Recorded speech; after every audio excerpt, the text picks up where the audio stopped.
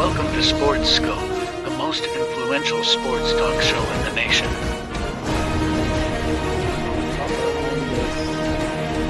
What is today, the 19th? Stay tuned for updates and great sports content.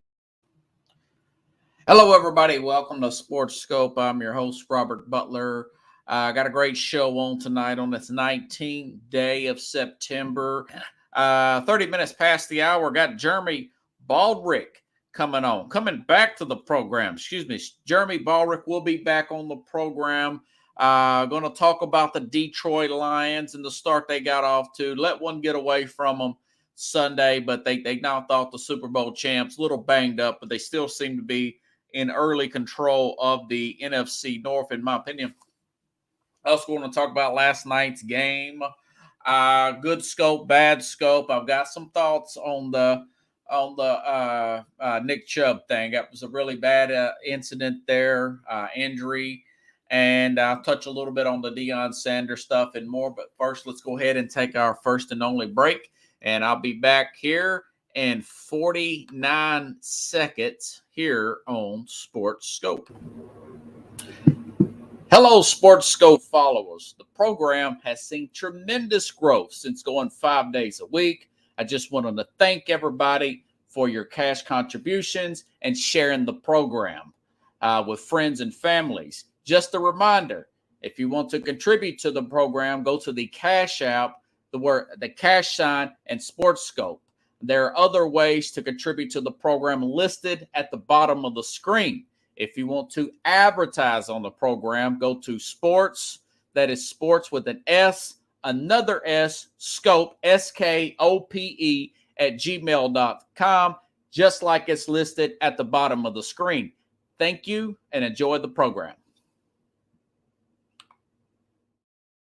All righty then, I'm back here live. All right, like I said, going to do the good scope, bad scope here.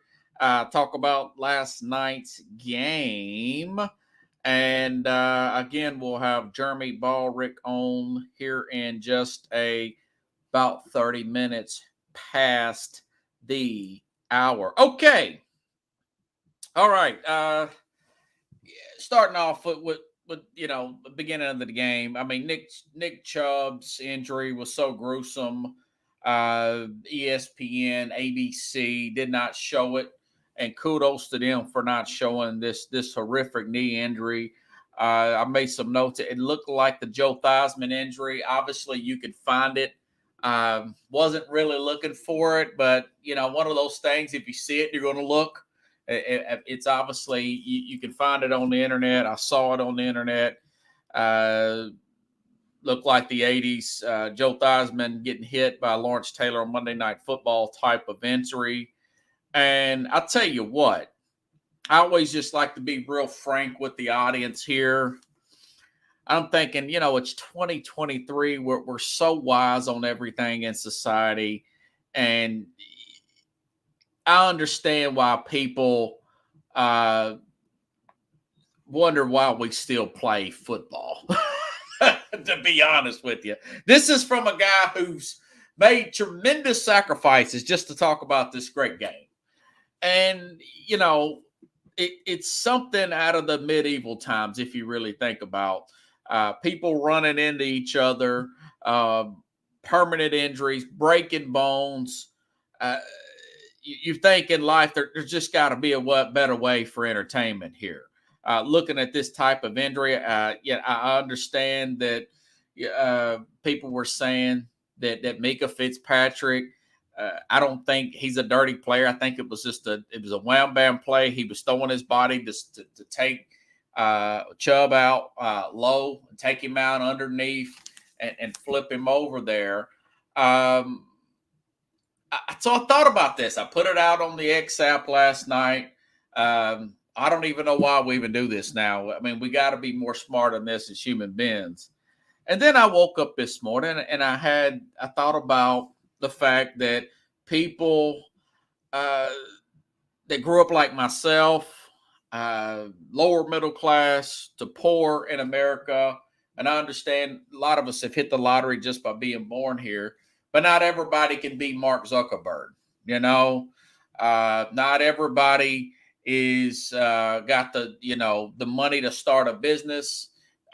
People will take chances, and I understand it's a very fast it is a very fast game. That's what makes it entertaining. It's high octane, it's fast, it's physical. They've got these guys are bigger, faster, and stronger. And I understand why they do it. I understand why these players put themselves through this. I made some notes to myself, from this morning. I thought about this. It was so disturbing. I thought about it all night because I woke up at 2:00 in the morning thinking about it. It was really disturbing. But I also had a realization this morning that when I got out of school at Austin P in 2006 and inadvertently, mistakenly walked away from my college, from a job I got that was pertaining to my degree, communication journalism. Thank you for the ad, Whitney, by the way, my friend Whitney Joy from Austin P back in the day. But I digress. But in 2007, fresh out of college, took a job, came back here to Nashville, Tennessee, the security job. And it was just god awful. We hit that recession and everything. And I was thinking this morning, about Chubb's injury and everything and what he's made in the NFL. And if you would have told me in 2007 that I could take this hammer or we can emulate that kind of injury that Chubb's got on your knee, but we'll give you $15 million. You may have a limp the rest of your life, but you'll get 4 or 5 surgeries. You'll be fine. You're not going to lose your leg. You may have a limp, but we're going to give you $15 million. This is after taxes, after agent fees, and stone cold cash. You'll never have to deal with the morons that you deal with and being enslaved to these people that you're working with. Worked there for 7 years, was in a bad recession. I would have thought about that, Pickles. I would have thought about that kind of pain. I would have thought about remember the scene from Casino? True story, Casino, Robert De Niro, they catch the cheater. They catch the cheater and his friend. The mob guys, they hit his friend with the hammer. And he broke his hand. He's bleeding like crazy. And they said, you want the money and the hammer?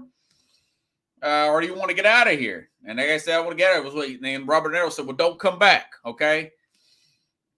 I would have thought about the knee. Now I probably wouldn't do it because I'm pretty much well on my way. But I can see the desperation that some of these players make. I mean, because it was a very hard end. That was a very tough. Pickle says kids across America do it for nothing. But I look at some of these players, and I watch a lot of these NFL documentaries, like the Jason Kelce, nice guy, good guy. Looking at his wife, looking at Jason Kelce. If he didn't play for the Philadelphia Eagles, that woman wouldn't look twice at him. But this kind of money, I can see what it is. Not to sound cold-blooded about this stuff. But I can see what it is. And people ask me, I talked about this at work. Do you think Nick Chubb will ever play again? And I'd say it's 50-50. I know we've got modern day technology. I don't know if he's going to have, and this guy's tough. He's come out of Georgia. He's tore his ACL in Georgia. And he was the second running back taken in 2018. And he was taken in the second round because he was coming off an ACL then. The guy is tough as nails, comes back, becomes one of the best running backs in the NFL. He's got a year left on his second contract, and deservingly so. And I made this note to myself. If I'm Jimmy Haslam and this guy decides to retire, I would just do one thing. It's the right thing to do.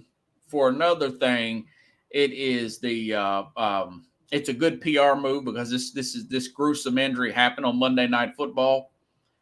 And what I would do is I would totally pay beyond his guarantees. I would pay his full contract out. I would pay the rest of his full contract. I don't think it would be any medical bills. It's not covered by his insurance, but if it was, I would take care of that. And if he wanted a job, I would set him up with a job, or maybe Georgia would set him up with a job. The guy's a really hard worker. When they were going through crappy quarterbacks between 2018 and last night, people tuned in to watch Nick Chubb play. He's up there with Derrick Henry as far as work ethic. I've seen the videos. He's got the really hardcore. Kind of reminds me a little bit of a modern day Jamal Lewis, also a Georgia native. I know Chubb played for Georgia. I don't know if he's originally from Georgia. He's an SEC guy. But I would, and Jerry Jones, as much as I really just pound Jerry Jones, he's a good guy. He's a good guy.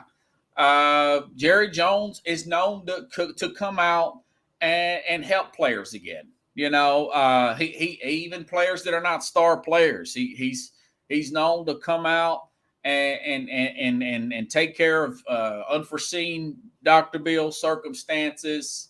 But if I'm Jimmy Haslam, I take care of this guy's contract and try to set him up as something beyond going ahead in football. It would help you with free agent. Like I said, again, it's just the right thing to do. The guy plays his heart out, and I don't know. Pickle says he's 27. Doubt if he ever plays again. People ask me. I was talking at work. Has anybody ever came back from an injury like this? Willis McGahee, 2002 national championship, just got his insurance. Miami Hurricanes and the Ohio State Buckeyes. If you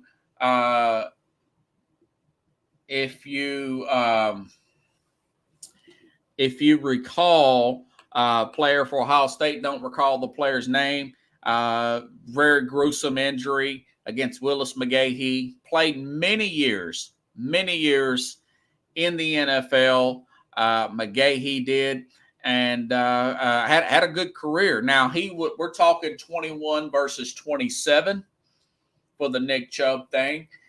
So it's one of those things where I would like to do it. I've got a few other topics to go on, but I see Jeremy Baldrick back in the back room. I'll jump right to that Detroit deal there and bring him on in. But hey, Jeremy, I know I didn't do this, but I know you're a big NFL fan. Do you have any comments on the Nick Chubb injury last night? Everybody's talking about it. Well, on top of the injury of the total dislocation, which means all three ligaments were damaged at the time, they're saying that the artery that runs behind the knee is damaged, and he may end up losing the lower part of his leg, which means his NFL career is done because it's a 80% chance of amputation. Okay, I've not heard that. I knew it was bad. That just came out today. Oh, okay. Yeah. It's one of the worst. I compare it to Joe Theismann. Joe Theismann, Willis McGahee when he was at Miami. So you do remember the 2000? McGahee came back from that injury though. Yeah, that happened his sophomore year, I believe it was. He missed his whole junior season and came back his senior year and then ended up getting drafted rather high for someone that had such a major injury. But Willis McGahee went on to have, a 5-6 year, maybe 7-year career. I think he played with multiple teams, Buffalo, Baltimore, if I'm not mistaken. Mm-hmm. Didn't he also go to the Broncos for a minute too? Yeah, he healed up. So... And I was telling the audience, I don't know if you heard this, but if I'm Jimmy Haslam, this happens on Monday Night Football. Do you pay his full contract in full? At least for the season. At least for the season. Yeah. At least give him his money for the season. Yeah. Yeah, he's got another year left. I mean, I would try to do as much extra as I could But beyond the ramifications that the with NFL allow. if it ends up being an amputation, at least give him the 10 million for this year. Yeah, yeah. That's my personal opinion, because yeah, then at least he can afford the pain management rehab he'll have to have because of phantom pains from amputation. yeah. Man, You know, that's just God. I hope and that's if not. that happens. I hope that doesn't. I'm just Right. saying what I've seen. It was reported, Yeah, and it's horrible. yeah. Did you think? I didn't think it was Bush League. I thought it was a wound bound play. That play. What is your thoughts on the hit? Well, the one guy was hitting him forward, Yes. and the other guy dove at the back of his leg. That's Oh. Bush League. Oh, That's wow. that's I didn't the old see chop. that angle. The first linebacker hit him, which stood him up. Remember, the other guy dove at the back of his leg. Okay. I mean, yeah, he dove sideways. He turned his body sideways. I don't think he was intentionally trying to take his knee out, but he was trying to take his legs out from under him. And when you're playing at that type of speed, yeah. And am I saying it's a dirty, low, cheap shot? Yeah. Yes and no. It happened in the moment. Right. You know what I'm saying? It wasn't intentional. We don't know. I don't know the intent. I just know at real speed, it looked horrible. Yeah. And Pittsburgh, I was going to make this point to my audience. I don't know how much you want. I thought Pittsburgh got away with a lot of Bush League stuff last night. There was a lot of. Yeah. Yep. And then, and the Browns didn't get away with nothing. I mean, the massage parlor king. The shove on the ref. I think the ref shove, the penalty for the ref shove from Watson was making up for all the crap they let Pittsburgh get away with. Exactly. I mean, and Watson didn't get away with either time, even though the first time his pinky got stuck behind the visor. You know, the guy had the visor on with the face mask. It only leaves a little bit of space. Yeah. His throwing hand pinky got stuck in there.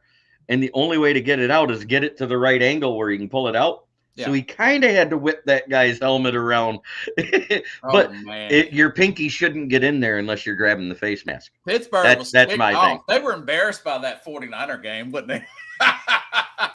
Yeah, and you know what? The Browns had to be kind of embarrassed because that defense didn't allow that offense in the first half to do anything. And in the second half, they ran all over them, left and right, whether it was passing or running. And, because Browns had 81 plays on offense. Yeah. Pittsburgh only had 53 and won that game. Yeah, Watson's got to earn his money, when you hear that disparity, that means for one half, the Browns dominated. They did. And Pittsburgh got away with everything, man. Yep. And his only good receiver that was catching everything thrown his way was Amari Cooper. Yeah. The rest of them did drop their stuff. And then Jamal Williams went down for the Saints also on Monday night. He has a hamstring injury. No determination on his return, but it's doubtful he'll play this week. Who was it? Shaq? He's out for the season. Yeah, Shaq Barrett, the linebacker. Yeah. There was a lot of injuries. CJ might be out for the season. Yeah, I was going to ask you what's going on with the Detroit injury situation. It's a torn pectoral for CJ. Is he going to be gone for the season? He could be. The minimum, if it doesn't require surgery to fix, like if it's only we don't know how bad the tear is. Okay. And until they get in there and look at it to see if he needs surgery, he's done for the year. But if he's able to get away without having to have surgery, it'll be a minimum of 8 weeks. Okay. So they put him on the IR today, and I'm quite sure it's the 8-week designation because you got the 4-week, the 8-week, and then season ending. And they didn't specify, did they? They didn't specify. So them not specifying, it's not season ending. That means it's either the 4 or 8. Because when it's a season-ending IR, it says season-ending IR. What's your thoughts on Taylor Decker coming back? Taylor Decker is more than likely not coming back this week. He's still dealing with that tweaked ankle. Okay. He's not able to put 100% of his weight on it yet. And everybody says, oh, it was when Goff fell on him. No, he hurt it first play because the Chiefs player stepped on his foot to shove him back to get pressure on Goff. and he tweaked it then, and he played the entire game with it with no problem. The icing on the cake was when the defender knocked Goff into his leg. Oh, wow. You know what I'm saying? So when it's hurt already, that Decker's a tough guy. Yeah, he is. I like him, man. And our highest graded player on offense both weeks was Frank Ragnow. Wow. That man has not allowed a sack in now 10 straight games. Now, what is he on? Is he a guard or something? He's the center. Oh, center. Oh, okay. So he's playing better than the center from the Kansas City Chiefs, who's supposed to have been the best center in the league, right? Yeah, because he let Lee McNeil sack Mahomes. Oh, did I say that out loud? Yeah. But anyway, let's go back to that Thursday. What was the town like, man? You beat Kansas City, man. What was the buzz like around town? Oh, man, everybody's like, we're going to the Super Bowl. I was like, hold it. We all knew this was a 10-11 game season already. Yes. We knew that if we didn't beat the Chiefs, we'd beat the Seahawks. Now, okay. That's a good way of looking at it. The Lions are an up and down team. It has been the entire time I've been a fan. No matter how good we are, we get a real high and then we get a low. The low was, I looked at the stats for pressure rate with this new defense, with all the weapons that we have added to it and the amount of draft capital we put in and the free agents we added. We spent $111 million of our cap room on defense this year. Wow. Well, you had one of the worst defenses in the league. Yeah, we had to. We had to revamp the secondary room. We had to improve the linebacker room. And we did that through the draft and free agency. We improved all that. That being said, our blitz percentage is 1.1%, which is 31st in the NFL. It's only behind the Chicago Bears. Wow. We're only blitzing. Is it because you got too much faith in your front four? I think that AG is trying to be too cute with his coverages. Yeah. And putting too much faith in that front four. Yeah. We don't have that dominant D tackle yet. So it's got to be D tackle by proxy. Now, I'm not saying they're not good because they're doing their job. We've averaged 86 yards against in the 2 games we played. We held Kenneth Walker, K9, to 46 yards and 2 touchdowns. Yeah. Hey, we held Isaiah Pacheco. Why did the ball more against them? What happened in that? I seen it on red zone, but I didn't see the whole game. David Montgomery on a short play to get the first down.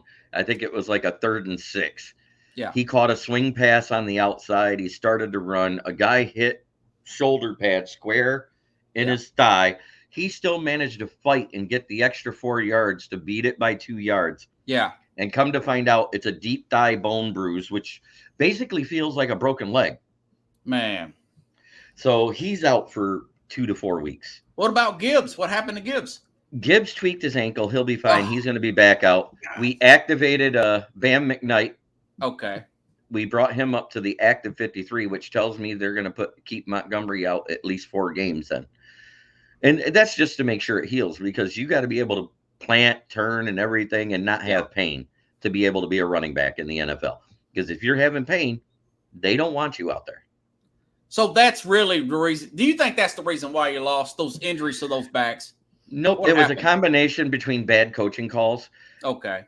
And poor pressure. You got 2 backup tackles. That's why I thought Detroit would win going away. Oh, I thought it would be at least a 10-point win. Yeah. But at the same time, we did this weird man zone coverage thing like we were doing with Aubrey Pleasant. Aaron Glenn got cute. And the blitz rates I'm going to actually pull up that meme. Okay. I got a stat sheet of the blitz stuff. Yeah. Well, they're sounding like Tennessee's old defensive coordinator. I forgot his name now. Schwartz. Who used to be your head coach. Right. Who hired Joe Barry. Which I'm going to say the Joe Barry experiment in Detroit failed, just like it's going to fail in Green Bay, because he has this thing every time he gets a lead. He does this soft zone coverage where he leaves the corners back 10 to 15 yards and allows all the underneath stuff open, and they break it for long games because the defense gets gas chasing people. But that's another story. Another story. Right. Yep. All right. The Lions pass rush through 2 weeks. 1 sack, 30th in the NFL. And it's not the front line. It was Alex Anzalone at the end of the game when they sacked Geno to get the ball back to tie it. Okay. 10% pressure percentage, 26th in the NFL. 1.1% hurry percentage, 28th. 5.7% blitz rate, 31st. The last time the Lions had these numbers for blitz percentages, Matt Patricia was the head coach. Oh, God. Yeah. 2020. That was through 2 Belichick weeks. never likes to blitz. He's a Belichick disciple. Very rarely you'll see a Belichick team blitz. Whereas Aaron Glenn, who's never worked with a Bill Belichick disciple, thank God, but he does come from that Rex Ryan stuff, and I don't get why he's not dialing up the blitz patches. Ryan loved Rex it. Ryan worked with Dan Campbell. Yeah. He worked with that defensive coordinator that was there with the Saints. He worked with Sean Payton. Yeah. They're all out of that coaching tree, which is usually very successful. But I'm at the point now, we got all these shiny toys for him to play with, and he's not dialing it up. You put our second best pass rusher, which is James Houston. Yeah. You put him in coverage on a tight end and blitz our best coverage linebacker, Jack Campbell. That is why Houston got hurt. He's out 2 months now. Yeah, he is. I saw that. I screenshotted that. And then Pickles Lebanon says Patricia, hilarious. Do you think that? Do you still think that Detroit's in control? I do. I'm not saying it because you're here. No. I think they got a great shot to win the division, but we got to fix the pressure problem. Yeah. Whether it's, Sheila's a very competitive person. She put this team together using ex-football players and ex-GMs for the front office and the coaching staff. Yeah. And let them do their job. Well, now she stepped in when she said, hey, whoever's controlling that passing game defense, he's got to go. Aubrey Pleasant was fired. Yeah. Last season. Oh, wow. So does she step in and tell Dan, well, now you got a choice? Because remember, I got rid of Patricia mid-season. So it's either he goes or you go. Oh, wow. Wow. I can see it coming if this defense doesn't improve. Yeah, and it's unfortunate because you played so well against Kansas City. And we played so well offensively versus Seattle. Yeah. Oh, I expected that, other than the Taylor being out. Or and Decker, that late, but we still played well. I mean, Matt Nelson at right tackle, he gets turned faster than a subway turnstile in New York. I can't stand him at starting tackle. Yeah, that's Penei Sewell's spot. He's been the anchor at right tackle. I think he's given up in his 2 seasons 3 sacks total, and all 3 of them were last year. May move him back to left? He played left at Oregon. He played left last night. Oh, good. He played left. He played left on Sunday. He's playing left right now because of the injury to Decker, in which, guess what? No sacks from the left side until Craig Reynolds led off that guy. Yeah. It was the running back, not Sewell, that got beat. And plus, Emmanuel Mosley's hurt. I mean, a lot of these guys. It's not looking great for him to be back this week, so that could be trouble because Drake London is the type of guy you're going to have to keep Cam Sutton on. Is this, and with Kyle, it's in Detroit, though, isn't it? Yeah, it's in Detroit, which – In my defense, I'm going to say this now. Ritter has yet to win a game on the road in the NFL as a starter. He gets the yips. Shaky. Y'all should win this one. Right. And if you actually watch that Packers game, it almost looked like they used a Tecmo Bowl playbook with Bijan Robinson because it was sweep to the left or sweep to the right. Yeah. On the left, he got 2.3 yards per carry. On the right, he got 5.2. So they stopped running to the left. They strictly ran to the right. Bakhtiari didn't play either for their left tackle. And David Bakhtiari didn't play, but they were leading that game 24-9? Yeah. 24-9. And lost 25-24. And lose 25-24. You cannot score 0 points in the second half and expect to win. A lot like the Lions did in the wild card playoff versus Dallas in 2015. You cannot do that. You cannot score 0 or 3 points and expect to win with a 10-point lead. Yeah. Well, and the Bears, they're not quite as good as I thought they were going to be. So I warned you they wouldn't. Yeah. Did I not? Yeah, I thought maybe they would win Sunday or get Tampa. If Minnesota's high-powered offense couldn't beat Tampa, there's no way the Bears could. Think about this. Yeah. If you add 100 to Justin Fields' QBR, it would be 123. It is what it is. They're going to be looking for a quarterback. That's what I'm thinking. Yeah, I mean, they're in the tankathon with Arizona to see who's going to have the worst record to get either Drake May or Caleb Williams at the end of the year. You think they'll keep Matt Eberflus around or go offensive-minded? I don't think they can. I don't even think they can keep Ryan Poles. He dumped $70 million into assets for that offense to build around Fields, and it's not working. But he didn't draft Fields, though. No, but he said, we're going to support him and we're going to build around him. That's what I'm saying. He came out and said this. I think they might keep Poles. I've liked his moves. I just don't think Fields is doing that. He's just not working out. He gets kind of weaked out on the trades, though. Yeah. You think about it. With what he got in return for that number 1 pick, it ain't working out because Fields ain't the QB. Yeah. I know they're 0-2, but Bryce Young don't look too bad. Bryce Young don't look bad. No, he's actually doing okay. I mean, he had a pick. That's going to happen. Rookie yips. It happens. Yeah. And Goff throwing that pick the other day. It was thrown behind Gibbs. I don't care if they say it was a wrong route. It was a bad pass. And the guy didn't get there and hit his arm, so that wasn't it either. The ball came out in a perfect spiral. It didn't flop. It didn't flounder. It went straight to Trey Brown, and he took advantage, filling in for Tariq Woolen, and took it to the house and looked like Tariq Woolen doing it last year. Man. Yeah. Do you think they was over? But I'm not saying who, Goff? No, the Lions as a whole. I think the coaches were overconfident. Okay. And they got cocky and cute with their play calling. Yeah. I mean, we were at the very limit of Patterson's field goal range, which he hit that exact yardage to win the game for the Jaguars versus the Chargers in the playoffs last year. And you choose to go for it and fail, which that's 3 points you don't get. Plus the ensuing drive was a touchdown. That's a 10-point swing. Oh, man. Do you see where I'm getting at there? Yeah. If you kick that field goal then and make them go from the 25 instead of the 45. Yeah. I could care less if you missed the field goal. It was positional football. Yeah, the one time we went for it on the wrong side of the 50 at the 43, and we didn't get it. That gave them a short field. It only equaled a field goal because, lo and behold, the defense got to stop and force them to a field goal. He likes to roll the dice. He does. But when you fail on 2 of your 3 attempts, you got to be called out on it. Yeah, that's true. That's true. If he would have failed, I'd have been much happier if he was afraid that Jack Fox was going to kick it through the back of the end zone because he does have that big leg for a punter. Yeah. Then you sit there and you just keep calling hike and see if you can draw them off sides. And if they don't take the delay of game, move back 5 yards, let them punt. Yeah. We did that versus Kansas City. Yeah. We did that. And that's one of the reasons why we won the game. We forced them to go a long field they couldn't complete. And the other thing that we won, we started out in bad man coverages with very little pressure rate to start the first half, and they were carving us up. Remember? Because it was 14-14. Yeah. Or 14-7. They had the lead. That's right. It was 14-7. It was so annoying. I couldn't believe they were moving it. They got humiliated the week before against the Rams. And they come out like a house of fire. Yeah, well, it didn't. The whole villain thing, I love and hate CJGJ for it.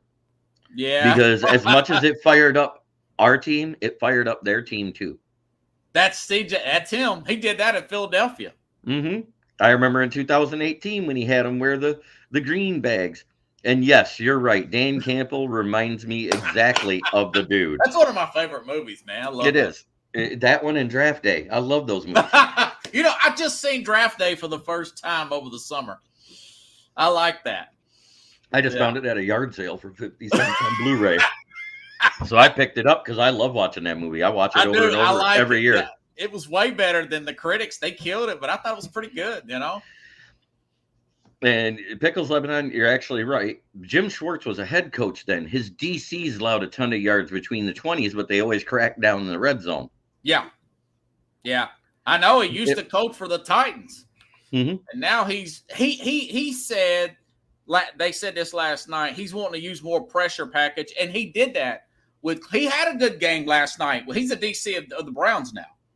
And they just, like we was talking about earlier, I mean, just Pittsburgh got away with just one Bush League play after another last night. The Longest Yard with Burt Reynolds is a classic, and it wasn't stupid funny like the Adam Sandler movie. Oh, I it was love actually a very cerebral humor. Yeah, is what that was, and I loved it. But at the same time, I love my Lions. I've been a fan for 47 years. I'm not going to go away. You see, so I'm still there. They're going to fall apart? You think that they're going to get back on course? Yeah, I do think they'll get back on course. Okay, me too. I'm optimistic. Is it this week versus Atlanta with the injuries we got? That remains to be seen. Yeah. I do have questions. If I was in that post-game presser, I would have asked last night, with our space eaters that you guys have done a healthy scratch 2 weeks in a row of Isaiah Buggs and Broderick Martin, who you drafted in the 3rd round, which means you thought he was starting material or at least rotational. Why aren't they on the field? Because we sure could have used that. And why aren't you stunting the defensive tackles, which eats up 3 blockers in the middle, to make it so your DNs are in one-on-one situations? Yeah. So said you do like Jack Campbell, this linebacker out of what's it? I love Jack Campbell. I mean, he was one of the best coverage linebackers coming out of college. I mean, he got a 90 PFF grade in college in coverage. He got an 85.5 in run coverage, which means, guess what? He's an all-around linebacker. He's exactly what you want. I liked him in the Kansas City game. I thought he played well to be a rookie, man. And Pickles Lebanon said, Ritter will turn the ball over 3 times in Detroit. God, I hope so. I think so, too.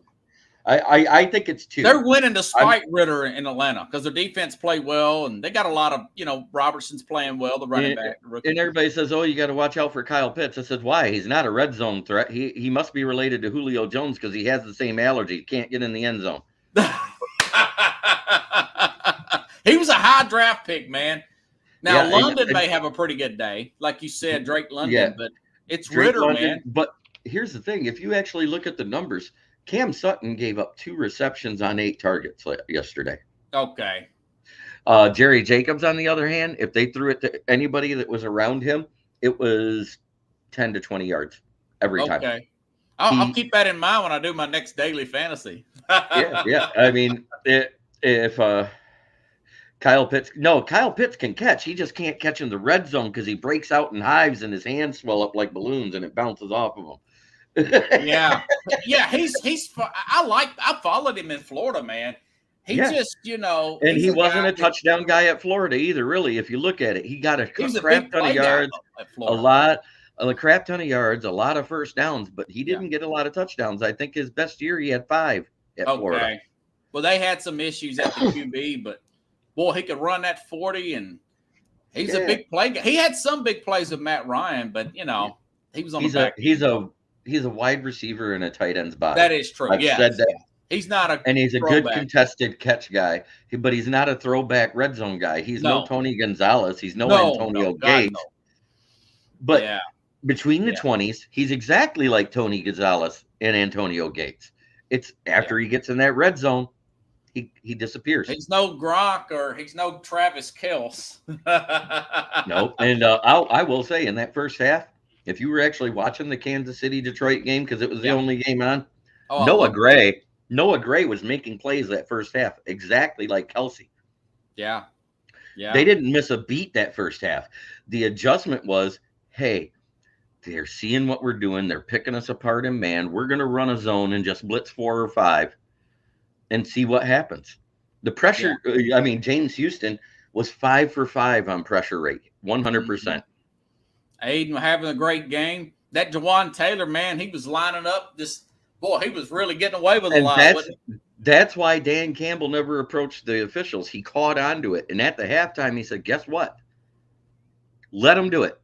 Because guess what? We know it's a passing play. We're just going to drop 7 guys back in coverage and rush 4 and try to get it past us. Yeah.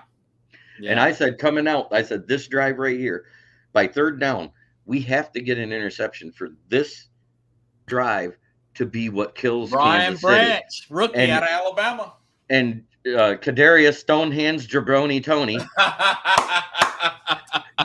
He had some catches Sunday. Heard footsteps of CJ GJ right behind him, and it glanced off his hands. Branch saw it go up, And the way he caught it was like a wide receiver because he just did. palmed it and pulled it in like a basketball. It was a Man. one-handed catch, and then he was gone. And everybody says, "Oh," and I remember, "Oh, he fell in the draft because he's slow." He had He the wouldn't even look fastest. slow there. He was tracked as the fastest defensive back on the field week 1 of everybody at 20.74 miles per hour. That's not slow, people. That is blazing fast. Yeah, average human being runs 18 miles an hour top speed. Average human being. He was up there with Zay Flowers, the receiver from Baltimore. Right. He was one of the fastest guys. Right. I mean, he just did. He ran a total of 63 yards, and it took him just under 6 seconds to do it. I bet you were jumping out of the seat. Oh, I was giddy as a little schoolgirl. I was happy for you. Like I told you last summer, man, I took the 6.5. And then they got Chris Jones was out, then Travis Kessler. I won a few bucks off that. And Mike Tirico to say that was an asterisk win. Oh, hey, please. guess what? I can't believe he said that. As soon as he said that, I said, okay, then the whole 2021 season for the Lions, who was the most injured team in the NFL, was an asterisk. Right. Right. I mean, you got to take that with a grain of salt. They're one of the best teams. Right. Andy Reid with all that time and Patrick Mahomes. Are you kidding me? Right. And we just basically stopped blitzing. We were like, fine, we'll just rush the 4. They're going to hold us. We know this. We're going to do that. But as soon as we see him line up funky and have that leg twitch going on, we know it's a passing play. Yeah. Wow. Hey, what time is your show come on, Jeremy? What day? I do Wednesday nights about 8:30. I do what's called the NFL Roundtable Talk, where I do like you. I go over the big news of the week. Yeah. I talk about different teams. I get fans of other teams on with me. That's Eastern time. What channel? Because Dan Dave doesn't have one no more. Yep, I do that at on my channel, which is Kneecap Biting with the Detroit Lions. Like Dan Campbell said. Yep, I named it after his speech. I was like, that's it. Yeah. Hey, man, I appreciate it. I got to finish up. Thank you again for coming on, buddy. But I expect a good game. I don't expect us to house Atlanta because they do have a strong running game. I want to see how we do. Yeah. Against that run game, because we've done great versus Pacheco and K9, but Behan's a different animal, and Algier is something else too. Yes. Yep, and their left tackle's good. I like Jake Matthews. He's got a good family name, been around for a while. As a matter of fact, Pickles, if you go onto YouTube and you type in kneecap biting, I am probably the second or third thing that comes up. You get to see this ugly mug in my picture when I was standing there. I'm excited for you, man. I really am. I've went from when I first got with Dan, I think I was at like 80 subscribers. I'm now at 305, and I've only been talking with Dan for a year, so I'm growing. I like doing the slow and incremental. I like being informative. I don't like to jump into a bunch of rumors and all that stuff. I like to follow the facts. I get coaches' notes through my online periodical that I write for, which is the Motor City Tribune. So I actually get the coaches' notes from every presser, all the quote sheets, all that stuff. I don't have to go and say, ooh, look, this guy's available. Maybe we should trade for him, because that gets so old. Yeah. And plus, you got to look at it and see what it would be on the dead cap and all that. And it's fun playing armchair general manager, except for I don't like it when people say, well, let's go get this quarterback in the middle of the season. There's rumors like the Jets go after Kirk Cousins. Like, why? He's not doing nothing with Minnesota. But at the same time, Minnesota has lost so much talent on defense. Yeah. Flores is a wonderful defensive coach. Yeah. Wonderful defensive coach. But if you don't have the talent, it's hard to teach it in your first year. It's different if you had that system in place. Yeah. And you lose that type of talent and you bring in new talent, because then it's just plugging them into a system. His system wasn't in place yet. So it's a learning curve for everybody. And I said they'll probably get better about midseason. They'll probably be a middling team with somewhere between 7 and 9 wins. Okay, so you're with me. I didn't have Minnesota making the playoffs this year. I don't have them making the playoffs either. No. Some people had them playing in the Super Bowl. These media personalities. If they'd had all 3 of their all-pros that they lost on defense, I'd probably agree. Well, I like Addison. I like what Addison's doing. No, I'm talking about defensively. Losing Well, I'm just Howie saying Kendricks, offensively, but with those defensive guys added on offensively, yes. yeah, But they don't have any offensively players. they're good, but they don't. All they No. got is Danielle Hunter and Harrison Smith, and Harrison Smith is so old. You're waiting for the injury break. Yeah. Yep. I Darius Smith is no longer. He's with Cleveland. I had 13 at my ceiling of the wins, Pickles. I said all along that they should do no less than one better than they did last year, which would put them in the playoffs. And I think it's actually 11-6 is the realistic expectation. Yeah, that's probably it because you already got injuries starting them out. Right, we got injuries starting them out, and we got guys that'll come back in time. And we're getting to the point where the schedule is going to start to lessen. So we're getting through these hard games in the beginning, and we're starting to get to the easier games. Everybody knew that Seattle was going to be a dogfight. Yeah. That being said, Aaron Glenn has faced off against Seattle with his defense 3 years in a row, and they've scored 142 points against Detroit. At some point, you got to point the finger at Aaron Glenn. Yeah, and you fired your defensive backs coach. Maybe it was Glenn himself that was a problem. I think it was a culmination. We fired him. We had 5 guys on defense get healthy in that bye week after Pleasant was fired. And those guys said, man, we got to rally. If we want our guys to stay here, we got to get going. Beat up on Jacksonville. Did. Oh, we made Jacksonville look we beat up on Jacksonville. We gave Miami a run for their money. Yeah. We gave the Bills a run for their money on Thanksgiving. Down to a couple plays, yeah. Yeah. I mean, it was a bad 4th down call late in the game. We had the lead. We didn't need to do that. Yeah. We should have played positional football, punted them, pinned them deep, and leave them with a little time. I definitely think you can beat Buffalo now with the right game plan. Buffalo without Von Miller don't look good. They don't, and I said last year I saw it, and it's showing more this year. The bad mechanics and the poor decision making of Josh Allen is rearing its ugly head. I said it was coming. I said Dable used to pull him to the side every time he started to do something bad. He would pull him to the side and say, "Hey, go back to what I showed you. Do this, and then boom, he'd be fine the rest of that game." He got bad habits, don't he? He didn't. He doesn't have that guy in his ear. Yeah. And the guy that took over for Dable is not that guy. No, not Dorsey. I don't think Dorsey. You know what? McDermott may take the fall there. Yeah, they're going to get rid of McDermott. When in all actuality, what they should do is trade away Josh Allen, get as many draft picks as they can, and get their next quarterback. Well, they owe him a lot of money, though. Yeah, Arizona got away with it. They just picked the wrong quarterback. They did, didn't they? Yeah, hey, and Seattle got they're away coming with out of cap hell. They would be coming out of cap hell if they wouldn't have gave Kyler Murray that contract. Now they're probably going to have to do the same thing again. I mean, they traded Isaiah Simmons to New York for a 7th-round pick, and he's balling out over there. Yeah. Well, they almost had New York last week, though. Yes, and Miami has their home opener this week, and I'm picking them to win again. That team in Dallas look unstoppable right now. As much as I hate to say that, I hate Dallas with a passion. Yeah. I told people, I said that I had Jim Jeffcoat up, former Dallas Cowboy, in the program. I said, I'm not trying to make you feel good. I think this is the best team since your guys that played in 93. I'm not saying they're as good as, but they're better than those Romo teams. This defense is really good. That defense is amazing, and it shows. I mean, I agree with what Micah Parsons said on his Edge podcast, that they should have sat Daniel Jones after the 3rd quarter when he had 5 sacks on him already. They should have never let him get the 6th and 7th sack. I'm quite sure Daniel Jones right now has PTSD, and every time he hears footsteps, he shivers. Woo! It would have been rough. And now they got to play Thursday. They got to play San Francisco. Yeah, he's going to be a head case. It's going to be Carson Wentz bad.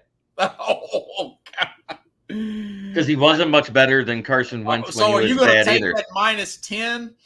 Yeah. Okay. Yeah, I'm taking the -10.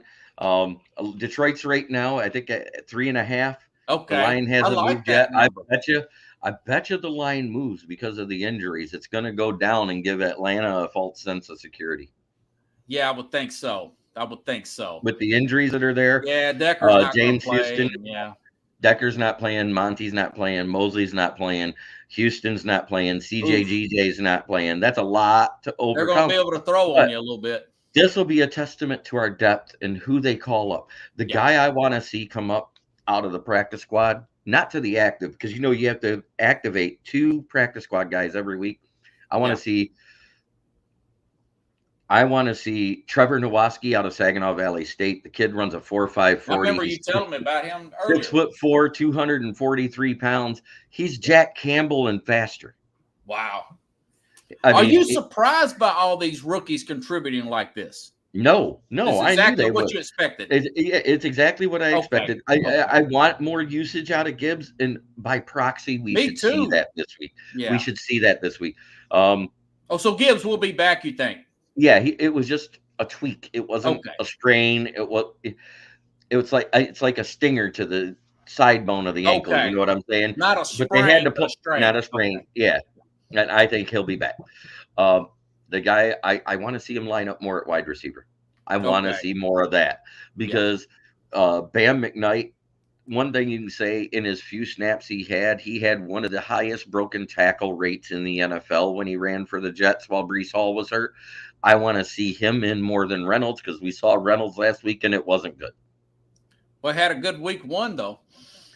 Oh, Monty had a great week 1. Yeah. I love Monty. Yeah. And I hate the fact he's down.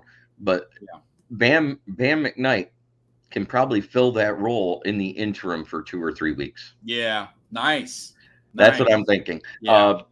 It's looking like Kareem Hunt is I was going to think about Kareem Hunt. You just read it off my mind, but I think he's going to go to Cleveland. Go back home. He's visiting with the Browns. The other one that we could get is a guy that was cut who's actually pretty good that's sitting in free agent. Ronald Jones got cut by the Cowboys last night. And that wouldn't be a bad pickup in a running back by committee thing because that's what he was with Leonard Fournette in Tampa Bay. Yeah, he could catch the ball. He could do everything Gibbs can do. He's just not as fast. Right. Which basically Monty does everything Gibbs could do, but he's not as fast. You know what I mean? It would be the same thing over again. Yeah, I like Monty because he is between the tackles. He doesn't veer away, and Gibbs does the opposite. So they both bring something different to the table. And the only thing I've hated what I've watched in the run plays, 60% of Gibbs's runs has been between the tackles. They're not letting him run in space. And if you don't allow him to run in space, we could end up hurting him, and he could end up being the next Kerryon Johnson or DeAndre Swift. I don't want to see that. I want to see them put him in space. I want to see him be able to be elusive like he was in that Chiefs game when he did that sweep to the right and made 3 people miss with the sickest spin move I've seen since Barry Sanders. Yeah, exactly. Yeah. Gibbs is a guy, you could use him like a Ray Rice. Like, have you seen this Kerman Williams for the Rams? Yeah. Like that guy, And he's really making an impact for the Rams. Are better than I thought they were going to be. They're getting some luck with some of these later draft picks. I don't know how long it's going to last, though. Right. But prayers up for Nick Chubb. I hope it's not the worst case news, man. I really hope that they don't have it amputated. God, man, that's awful. Yeah, I hope it's not. They're just saying that could be a possibility. It's a possibility, and if that's the case, that's career over. Yeah, there's never been a Alex Smith. I didn't think Alex Smith would come back and play that final year. Did you? Yeah, that was a spiral fracture. He was out a year and a half before he came back, and he still looked decent. But you could tell he wasn't that bad. His arm was great, but you could tell the leg was still bothering him.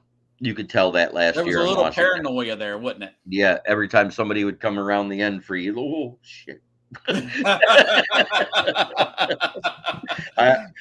He said his wife was saying the same thing. She was nervous, Mm-hmm. I don't blame her. That was a very rough injury for Alex. She said she couldn't watch the last 4 games of the season that year. I don't blame it. I was just talking about this.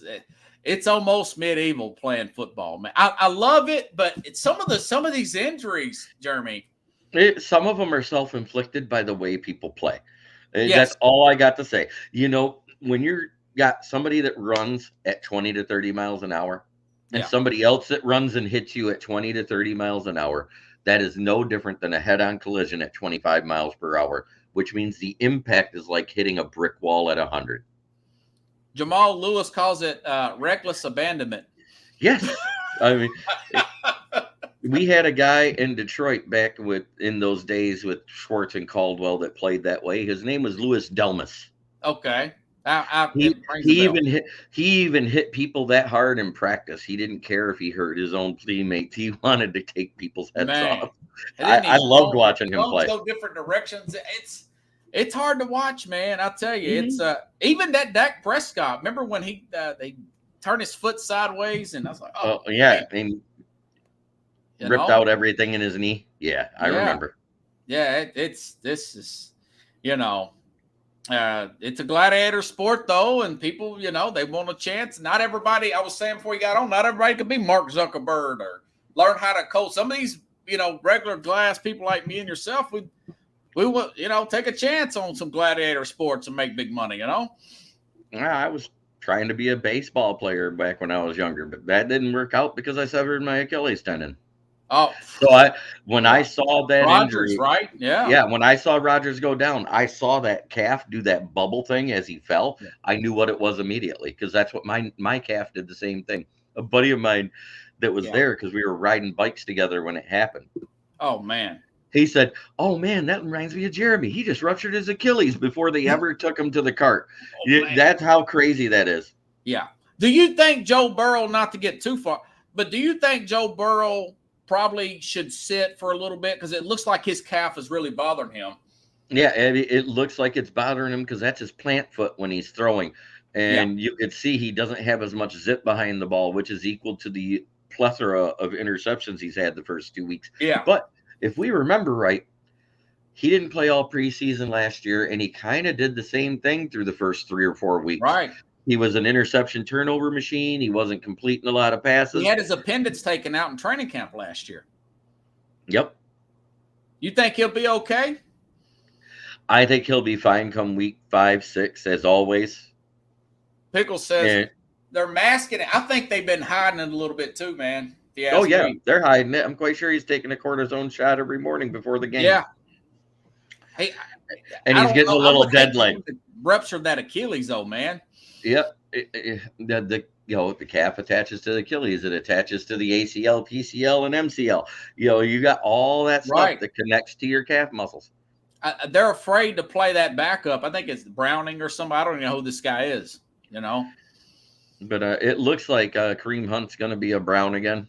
Yeah. And I like it, and I don't like it at the same time. They should have just paid him to begin with then. They had the cap room. They should have brought him back. I'm like you, yeah. Because but I like that Ford guy. If they'd have had, the Ford guy's great. He runs almost like Chubb. Mm-hmm. He's a Chubb light, is what I'm getting at. He doesn't get as many yards, but he runs through and Chubb light. I like that's funny. Yeah. Chubb Ultra. Yeah, Chubb Ultra is on the IR though. Like Michelob. Yeah. Instead of Michelob. Jeremy Ballrick, everybody. Hey, man. Thank you very much. Again, buddy. Yep. Check out my writing at southfloridatribune.com. It's under the Motor City Tribune heading in the header. Okay. You can also, like I said, go to Kneecap Biting with the Detroit Lions. All you got to do is type in Kneecap Biting. Like I said, you'll see my pretty or ugly face, depending on who you are. Second or third one down. Of course, it always comes up with Dan Campbell first because he's the one that coined it. Yeah, and you'll be tomorrow night, right? Tomorrow night, 8:30. If you want to join, you're more than welcome. 8:30 Eastern. Well, I'll be doing this at 8:30, but yeah, I'll comment on it. Yep. But we go through the top 3 stories, which of course are going to be Nick Chubb, the Detroit injuries, and the other injuries and cuts around the league, and then we get into the weekly pick'ems. Oh, okay. Even on Wednesday. So we do it. Do it on Wednesday, so you get them in before the Thursday night football game. That way you're picking all 16 games during the first few weeks until they cut it back down for the whole bye week stuff. Oh, yeah. All right, buddy. Have a good one, man. Have a blessed day. You too, buddy. See ya. Thanks, everybody. Kneecap Biting. Pickles puts it up there. I will be back on tomorrow. Now, hopefully,